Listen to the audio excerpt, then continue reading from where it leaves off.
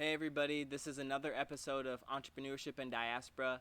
A few weeks ago, I realized that although I've been doing these interviews and speaking to other entrepreneurs, I actually never spoke about my own experience and how my interest in entrepreneurship came to be. I think some of you are familiar with my interest in diaspora and how that came to be, and my love for Panama, of course, but I haven't really spoken about my interest in entrepreneurship.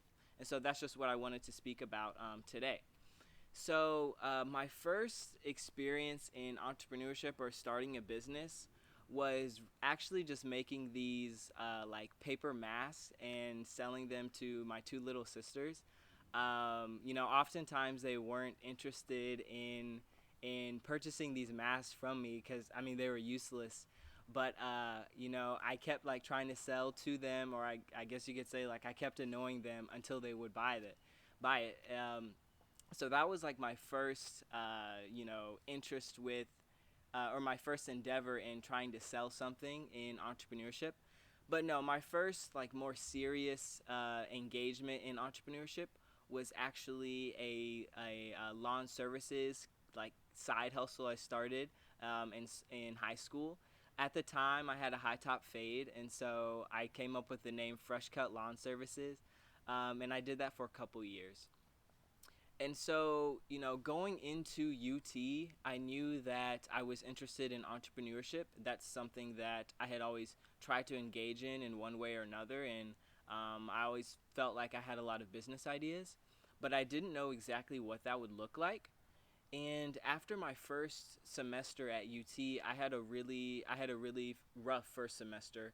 I didn't do well academically, and so the winter break after fall of 2016, my first winter break, I went to Panama, and I knew that I was always interested in my family in Panama, of course, how Panama's doing as a nation, and just things going on there. And so I gathered that data point, and I also knew that I was interested in entrepreneurship and in testing out some ideas that I had. And so I really prayed and took some time that winter break to kind of figure out like what God was telling me, right? Um, and He revealed to me that something that I'll be able to have an impact in and really focus on is how technology, or how I can use technology in an entrepreneurship sense in Panama and in sub-Saharan Africa. Those are the two regions of the world, I guess you could say, that I'm very interested in exploring, both from a socioeconomic standpoint, but also just like cultural as well.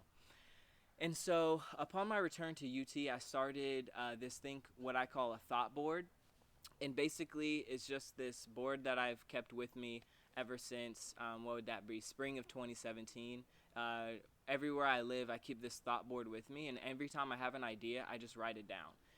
A lot of times the ideas are not feasible, but that's not the point. It's just to kind of always keep my mind turning, I guess you could say, and just constantly like refining my ideas. And so after my freshman year at UT, this like idea just popped into my head, and it was because I studied aerospace engineering. I studied aerospace engineering. It was the potential for drones, for unmanned aerial vehicles, to deliver medical supplies in sub-Saharan Africa.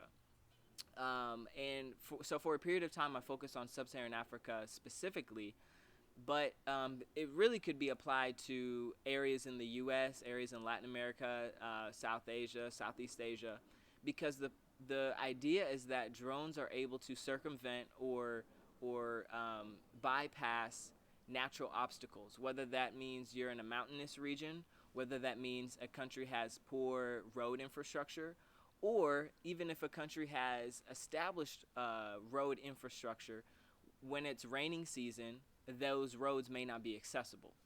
And so, in that scenario, drones are ideal. And in fact, there's a company that's doing that. They're based in California, and they're called Zipline. And there's some other companies that are trying to do that as well. And so, that was kind of how I started my that's been to date. That's like my most, I guess, well thought out idea, and I've pursued that idea in various ways while I was at UT, and I'm still interested in in doing that, whether that means working for a company that does that, or starting my own venture. But one thing I wanted to say is, first and foremost, for me, I do everything for the glory of Christ.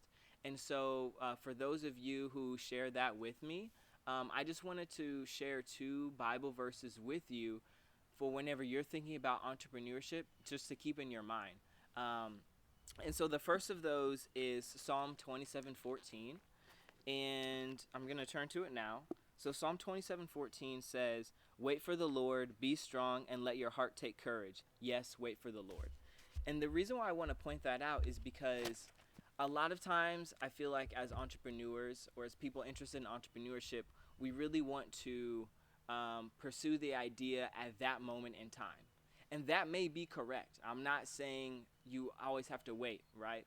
But I think what's really important for us is to do things in God's timing, to do our passions, our ventures in God's timing. So that could be tomorrow, but it could also be 3 months away. It could be a year from now. And so the ideas that you have, I encourage you to pray about it and to do it in God's timing. And that's what the verse is getting at in saying, wait for the Lord, right? And the second verse I wanted to share is Proverbs 16:9, which is my personal favorite verse in the Bible. And Proverbs 16:9 says, the mind of man plans his way, but the Lord directs his steps." And the reason why I just love that verse is because I feel like I'm always thinking of another idea, trying to do something, which is good and great. I feel like those are things that the Lord has put onto my heart to pursue. But sometimes I feel like I feel discouraged or confused about the next steps to do in the process. And whenever I read that verse, it reminds me that the things that the Lord has put into my heart that I want to pursue are correct, they're great, and I should just rely on Him to show me the path forward for that. So switching gears, there's three unique advantages that I believe us in the diaspora in the United States have an opportunity to take advantage of in our entrepreneurial pursuits whenever we're caring about ourselves and our community, whether that means here in the United States or abroad. And those three things, number one, I believe we have a privilege. We have a formal education privilege. And so that means the opportunity to study at university and also the credibility, deserved or undeserved, that comes with that. I think it's really important to note that we have the opportunity to study at great universities, and we should use that to our advantage in the sense that whether that means networking, but also, for example, University of Texas at Austin, UT Austin, offers so many courses, right? There's the Bridging Disciplines program, there's CEL, the Social Entrepreneurship Learning Lab. And so I think, we should test a lot of those things out and test our ideas out and really use all of those resources. Number two is we have access to resources in two spaces. And by resources, I mean funding, mentors, and networks. So I highly encourage you all to use your resources in two spaces. I can use my resources at the University of Texas in Austin. I can use resources in Fort Worth, and I can use resources in Panama.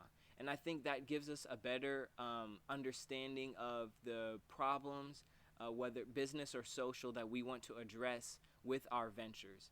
Not only can we grow our network, but I think it's just good for us in the process of starting a business. And then the third thing I wanted to highlight is we have more opportunities to scale or test out our idea. So whenever you're thinking about ideas, I encourage you, you may initially think of, I have this entrepreneurship idea that I want to do in Texas or in DFW or in Panama, right? Whether, it could be other countries, Ghana, Nigeria, etc. But I encourage you that you have an opportunity to pursue that idea in multiple spaces.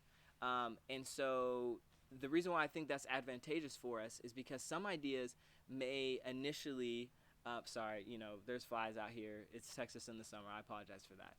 Some ideas you first need to legitimize them or test them out, prove to funder, or prove to people funding the idea, who can potentially fund the idea, that it works. And so initially I may want to try in Panama, and then I can come back to the U.S. and say, hey, this idea works in Panama, it works in other countries in Latin America, but it could also be applied here in the U.S.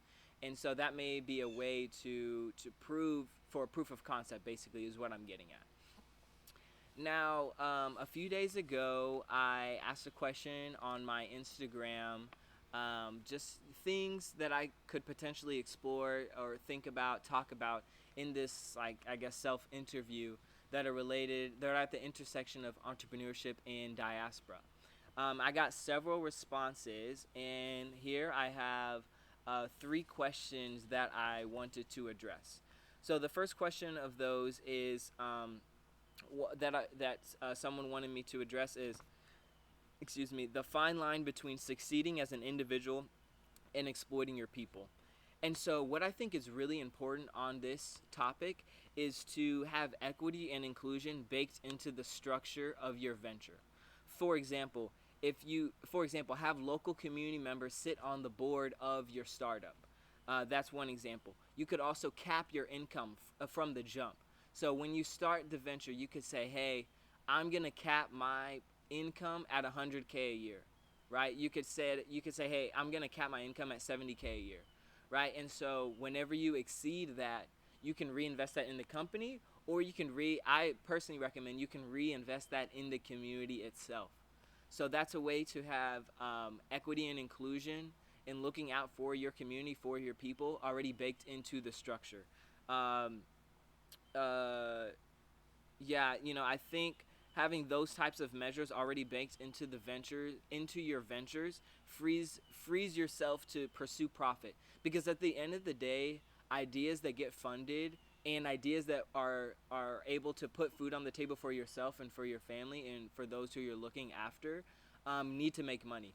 And so I think the more energy you can put into thinking about making a profit, and the less energy you can put into, okay, the equity and inclusion aspect of it, the better. And so what my recommendation is to have the equity and inclusion structures already baked into your venture from the jump, from the beginning. The second question, the second question is how the diaspora in America can contribute to development back home. Loved this question. Loved the previous question as well. So I can't speak on this from I guess sitting as like Elon Musk or Jeff Bezos or like any other multi-million-dollar successful entrepreneur. But from where I am today, I can think of 2 ways we can contribute to development back home. That's in angel and seed investing. So that could be yourself putting towards like 2K, 5K, 10K towards ideas that you believe in your community back home, whether that's like another area of the United States or abroad. But that could also be like you getting together with your diaspora community or your group of friends and say, hey guys, hey y'all, let's invest in let's invest in companies and startups in the countries where we're from, right? So I could get my friends together and say, hey, this year let's invest in a startup in Ghana. Let's invest in a startup in Nigeria, in Ethiopia, in Puerto Rico, in Panama. So we can do that by pooling our financial resources together.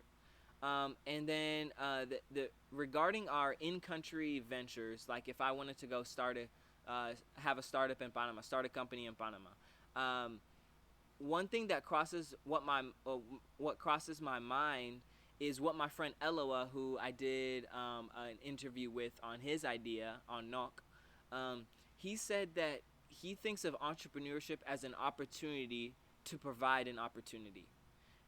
I'll say that again. He thinks of entrepreneurship as an opportunity to provide an opportunity.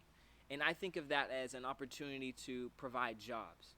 So I suggest asking yourself what ecosystems you can participate in, what tech ecosystems, what business ecosystems can you participate in that already exist at home in Panama for me. And for me, it'll be what ecosystems already exist in Panama that I can participate in, that I can be a part of, that I can go and learn. I'm not going to tell anybody what to do, that I can just go and learn and align myself with, align my ideas with what they're already trying to do. So I suggest asking yourself about ecosystems you can participate in, and if you were to start a venture, how many jobs could that provide and what type? And I want to highlight what type of jobs and how many jobs it could provide, because different ventures emphasize different skill sets.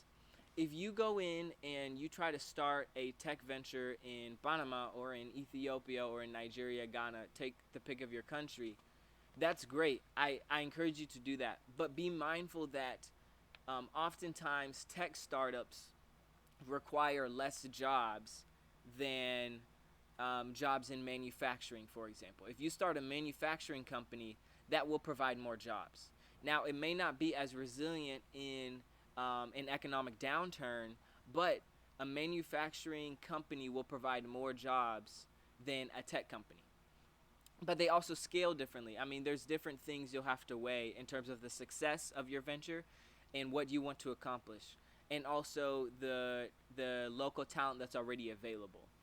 And that's one thing I want to emphasize. When you're pursuing your venture, hire as much local talent as possible. It might be our inclination to have a co-founder in the U.S. or to start something with our U.S. friends, even if they're a part of that diaspora, and take it home. But I highly recommend that you consider the local talent that's already available and try to partner with them. And then the third question, which I thought was a really interesting question, is different perspectives on how people measure success, or a similar question, la medida del éxito, right? So metrics of success. I think this is a super important question to consider, but one without a specific answer. In the U.S., startups that get the attention are these unicorns, these companies that are valued at $1 billion. But that may not be feasible, that may not be possible in another country, right? That may be unrealistic, and if I try to do that in another country, then I may be setting myself up for failure. So I think it's really important to consider the local ecosystem, the local economy, the demographics of the country. If I set up a business in the U.S.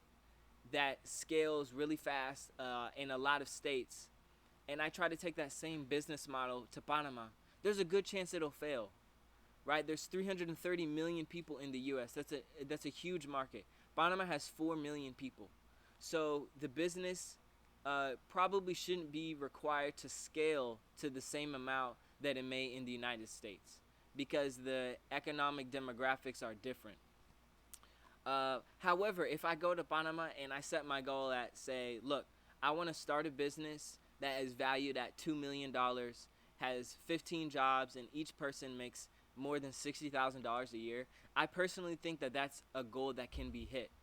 But if I were to have that same company in the United States, people may be like, oh yeah, Anthony just has a small business. Like that's not really an entrepreneurship venture. So I encourage you to think hard about what are the goals you want to hit in terms of providing opportunities and how you want to measure success from a high level, not so much from like, oh, we need to hit these profit margins, but in terms of from a high level, what are the amount of jobs you want to provide, what industry do you want to participate in, are you going to be joining an ecosystem that already exists and you're going to be developing that ecosystem and adding and contributing to it. And then also, don't try to define your success for your company, for your venture, based off of U.S. advice and U.S. metrics. It's just different. Now, if you're in the U.S., follow this advice and follow these metrics, but realize that if you try to start a venture in another country, it probably will look different. You'll have to adjust. And the last thing I recommend is, I meant to bring this book down here so I could show y'all, but the last thing I recommend is to read Donut Economics. It's a great book. It helped me develop the way I think about the economy from a large scale, different, but also from a small scale, how I want to participate in the economy, how I want to already have equity and inclusion from different stakeholders baked into the structure of the venture that I start and of the things that I create from an entrepreneurship perspective. So I hope things that I touched on were relevant. I hope that it sparks conversation and that y'all have ideas from it. Just let me know what you think, and I'll see y'all next time. Thank you for listening.